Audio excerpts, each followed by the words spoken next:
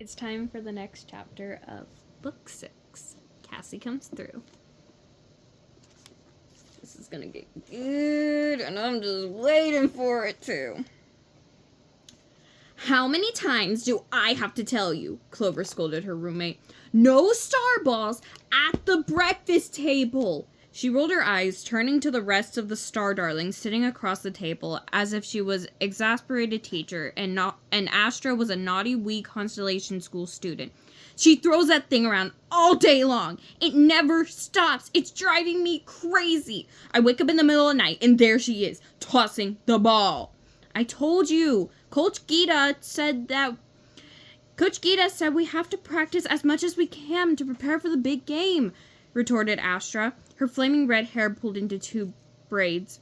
Two matching glittering spots appeared on her cheeks. Cassie knew Astra well enough to know that meant she was getting angry.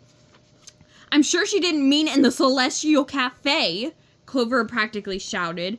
The rest of the star darlings looked over at each other uncomfortably. The usually fun-loving Clover was being very rigid, and Astra was being way more stubborn than usual. It wasn't enjoyable to watch the two butt heads so forcefully. Hold on. Okay, sorry, my friend, who I shared the channel with, just texted me. It wasn't enjoyable to watch the two butt heads so forcefully. Cassie held her breath as Astra grinned wickedly and tossed the shining orb into the air again, her hands poised to catch it. She made the ball hover in the air over the table for a moment, showing off the skills that made her Starling Academy's most talented starball player. Just then, a Bot-Bot waiter zoomed in with the breakfast tray. Yum, said Astra, distracted for a moment. Am I hungry? I had quite a workout this morning. And Cassie watched in shock as the shining orb crashed down faster than she thought possible. Oh my stars, said the Bot-Bot in dismay as it hit his tray with a loud smack, sending stacks of steaming star cakes and glasses of orange juice flying onto the table. The girls stared at the scattered star cakes and the puddles of glowing orange juice on the fancy tablecloth. Tessa, who hated seeing any food go to waste, quickly snatched up a star cake and took a bite of one of its perfect 5 points. Clover looked furious. The rest of the girls exchanged glances. They knew Clover was overreacting since the mess immediately disappeared, as messes always did on Starland. Pardon me, the Bot-Bot apologetically as he said the Bot-Bot apologetically as he neatly stacked the plates and zoomed back to the kitchen for a replacement breakfast tray. Cassie nudged Vega's leg under the table, but the girl didn't react. Cassie did it again. Did you just kick me? Astra scowled across the table at Clover. Oops, thought Cassie. No, I didn't, Clover retorted, but maybe I should. The two girls glared at each other. Cassie noticed that though both their mouths were set in grim lines, there were matching looks of confusion in their eyes, as if they couldn't understand why they were so angry at each other, and they weren't very happy about it either. That's it, thought Cassie. If there had been any question in her mind about the negative effect of the vases of flowers, it had just been answered. Everyone else was getting along well, with the exception of Leona and Scarlet, who would probably never get along under any circumstances, but that was another story.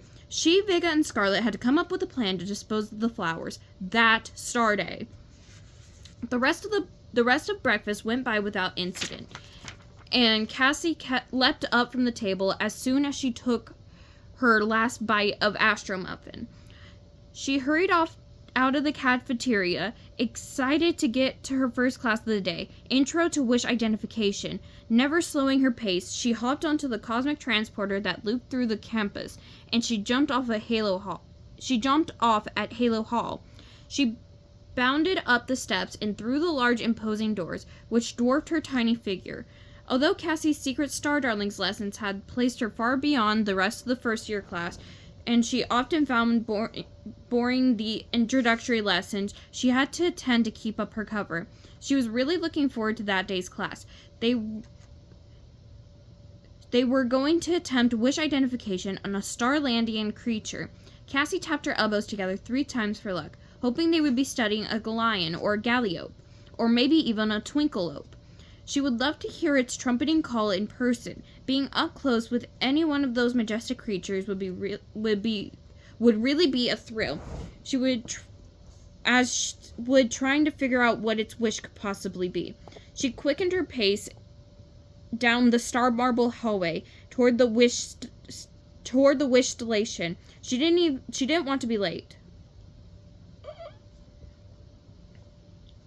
Cassie, wait up! Now what? Thought Cassie as she abruptly stopped. The soles of her silvery ankle boots squeaked on the floor. She turned around impatiently, but her scowl disappeared. To her surprise, it was Leona, pushing through the crowd of students to her side. Imagine that.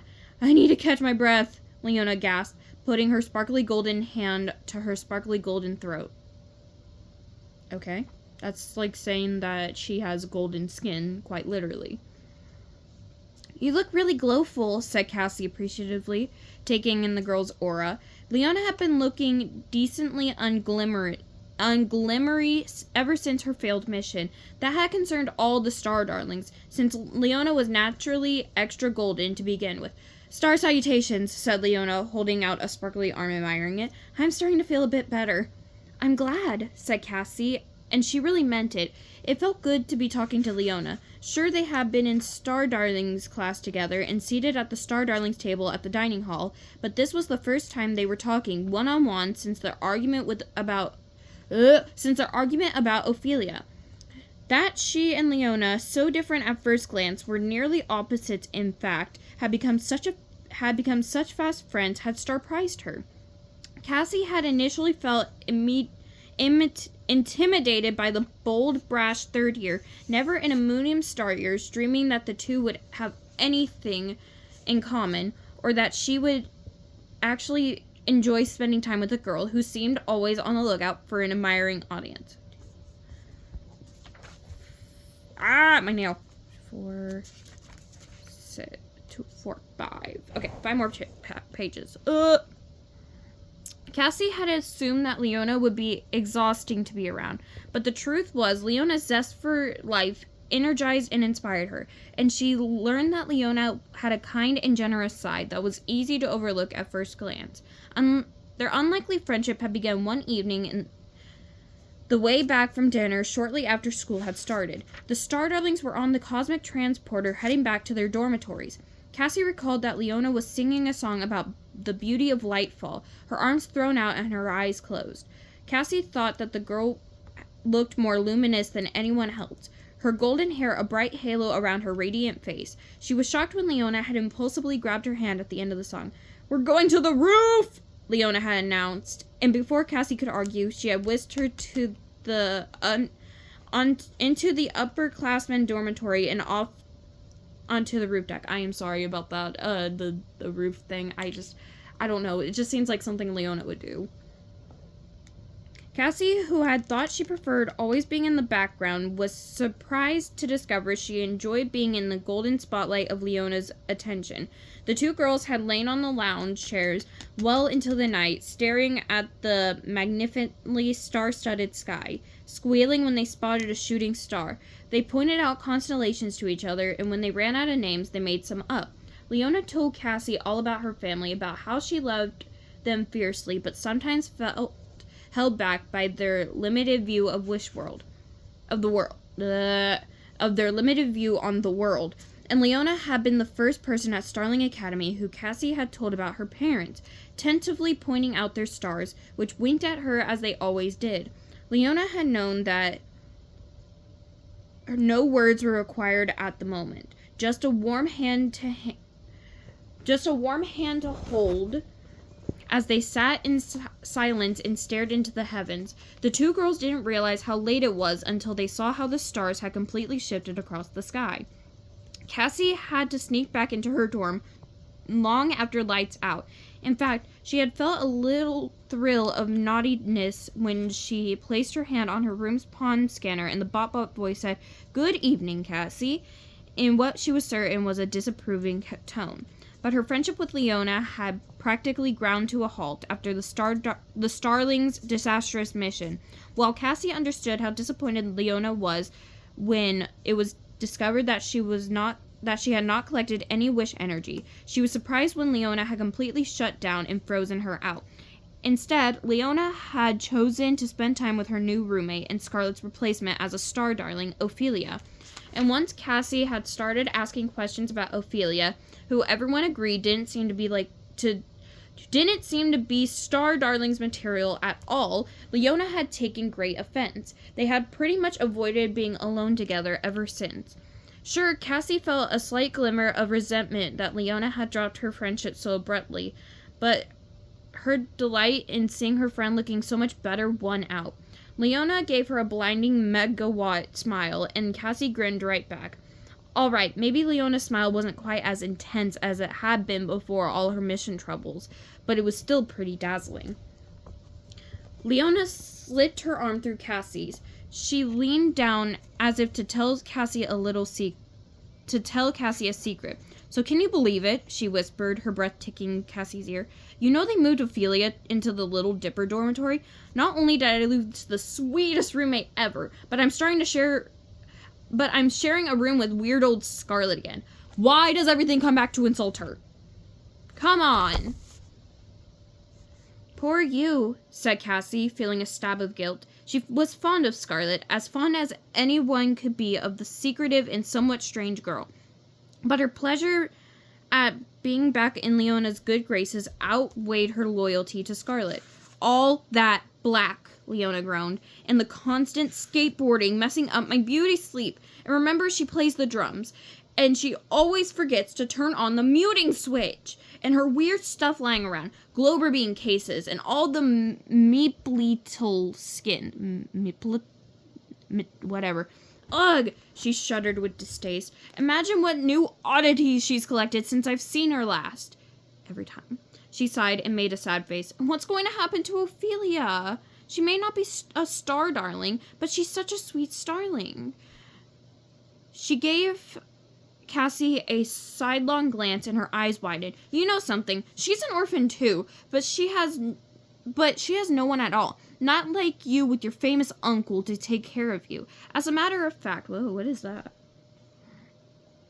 As a matter of fact, she grew up in an orphanage in Starland City. She hadn't made any friends in Starling Academy until she met me, and now she's all alone again. Oh, said Cassie. She hadn't known about Ophelia. She had been focused on the wrongness of Ophelia's being a star darling that it hadn't occurred to her to think about the girl's feelings. Now all Cassie felt was sympathy for her. No one but a fellow orphan could understand the unspeakable pain of losing both your parents at a young age. Of feeling so akinly alone, like you belonged to no one, adrift in the world that was suddenly empty and terrifying and terribly frightening. And the devastating realization that life would never, ever be the same for a girl who was searching for a place to fit in, being offered the chance to be part of a secret group, and then having it suddenly taken away must have been devastating. Cassie swallowed hard. I'll keep an eye out for her, she heard herself say. And you'll talk to her, see how she's doing? Leona pressed. Cassie nodded. I will. Cross my stars and hope to shine. Star salutations, said Leona. I'm worried about her. I really am. Cassie nodded. Well, here's my classroom, she said. She unlinked her arm from Leona's and impulsively gave her a quick hug. She tried to step back, but Leona held on for a moment longer than Cassie was expecting. Leona had missed her, and that was a pretty nice thing to realize. Okay, next chapter. We are finally getting to the fight between Clover and Astra, which is kind of bullshit, but damn. It's like she completely... Ooh, there's more of the text messages going on. Okay, I'll see you guys later.